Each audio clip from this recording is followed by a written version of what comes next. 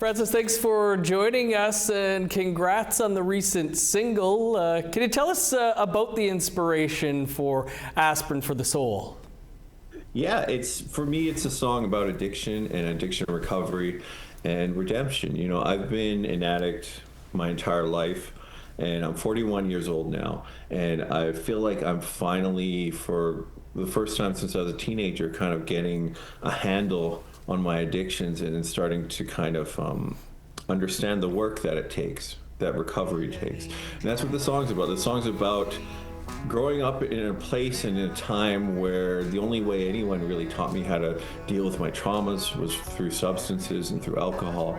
And growing up and realizing like there's got to be a better way to deal with your emotions and to deal with the hardships you go through. And you have to kind of rewire your brain to figure out like a proper way to cope with these things without turning to numbing your feelings or your mind. You're very upfront with those struggles. How have they fed into the music that you make? I try to be as honest as possible, like partly because I think powerful music is really about sharing experiences, and it's the only way that anyone's truly going to connect with anything I create is if I allow myself to be vulnerable and open myself up for my own true experiences. And hopefully somebody else out there who's struggling with addiction or struggling with being a single father or living under the poverty line, or even just another struggling musician, hopefully someone will hear these lyrics and these messages or just hear my story and relate to it. And even if you can't relate to it, the whole point of art is to kind of like allow people into your world in hopes of building bridges and building understandings between different groups. And that's a big part of the problem with where I come from. Like, I've lived the last 20 years in East Vancouver, and I work in the downtown East Side for an organization called the Dudes Club, which helps older Indigenous men who are living in SROs in downtown East Side. But part of the biggest problems over there is a lack of understanding between the city and the downtown East Side, because there's an empathy gap when you have no common ground. But art has a unique opportunity to bridge that gap by people can listen to the song or listen to this album and maybe gain a bit of understanding of what it's like to live the life of an addict, the life of somebody on a downtown East Side. Do you get a lot of feedback from those in the struggle or who've come through it? Yeah, a lot of positive feedback. People are always happy to see kind of themselves represented in things. And I think, especially when it comes to addiction, it's all about battling stigma.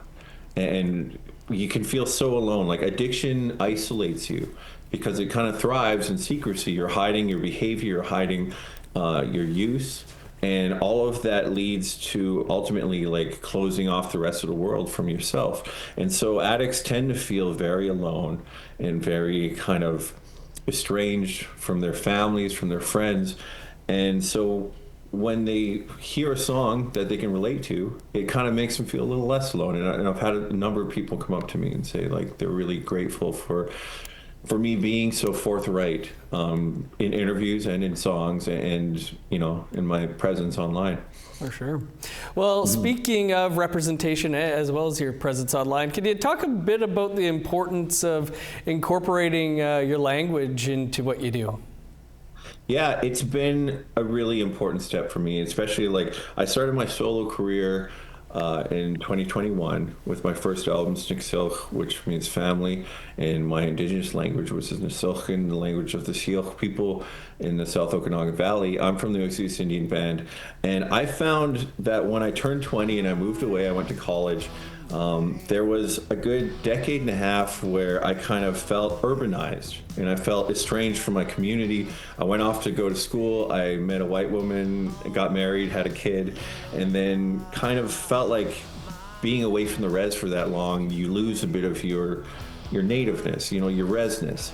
And then it was after my separation, after I started this solo career, this music solo career, that I found myself soul searching and wanting to reconnect with my family back home, reconnect with my cousins and the bros and everybody on the Osoyoos Indian Band.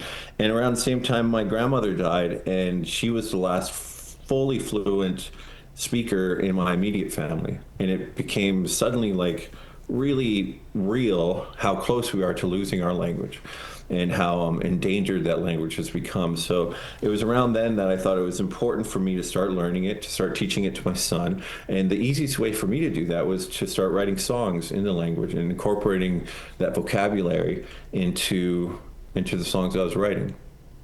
Good stuff there, Francis. Yeah, just briefly here, you have a new album out this October titled Lived Experience in East Vancouver, which kind of is self-explanatory, I guess, but what can listeners expect? It's a very honest and forthright kind of recounting of my experiences through addiction in the last 10 years. And it was, for me, like, I came to a point where I realized if I'm going to move forward in any aspect of my life, whether it's with my family or with my partner or as a musician, that I needed to stop what I was doing and really just like face my addictions head on and really kind of deal with it. And this album is kind of me trying to put it to bed and trying to say, like, this chapter of my life, this kind of dark chapter of my life, like the deepest depths of my addiction, I'm trying to close a book on it and retrospectively reflect on it. And hopefully the lessons I've learned in that process, other people can learn from them too. Francis, great to speak with you. Congrats on the new single, the album, and a new chapter in your life as well. Thanks for taking some time for us. Thank you so much.